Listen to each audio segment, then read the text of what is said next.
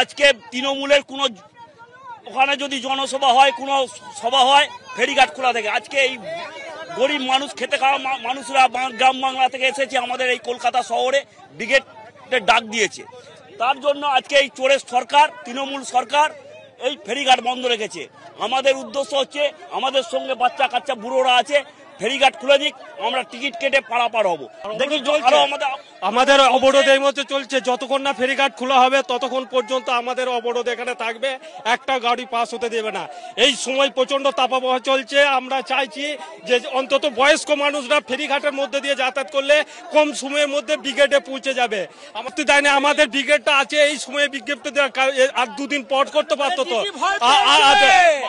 দিদি ভয় পেয়েছে, জনগণের যা চাপ আছে, দিদি ভয় পেয়েছে।